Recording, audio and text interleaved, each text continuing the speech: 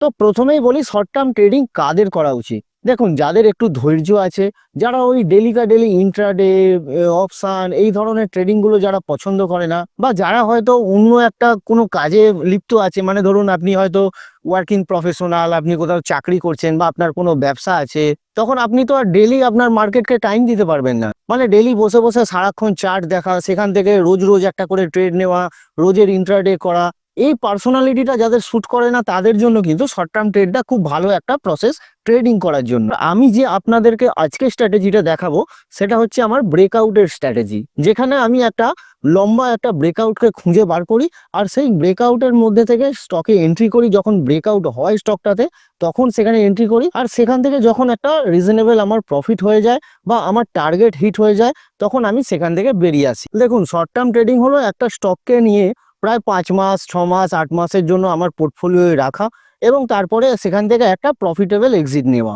আর আপনিও যদি এই শর্ট টার্ম ট্রেডিং এর স্ট্র্যাটেজিটা শিখতে চান তাহলে ভিডিওটা একদম স্কিপ করবেন না, প্রথম থেকে আমি শেষ পর্যন্ত আপনাদেরকে দেখাবো যে কিভাবে একটা শর্ট টার্ম ট্রেড খুঁজতে হয়, কোথায় খুঁজতে হয়, কিভাবে ট্রেড নিতে হয়, কিভাবে স্টপ লস রাখতে হয়, কোথায় টার্গেট রাখতে হয়। এই সমস্ত বিষয়টাকে নিয়ে আজকের ভিডিওয়ে আমি আলোচনা করব।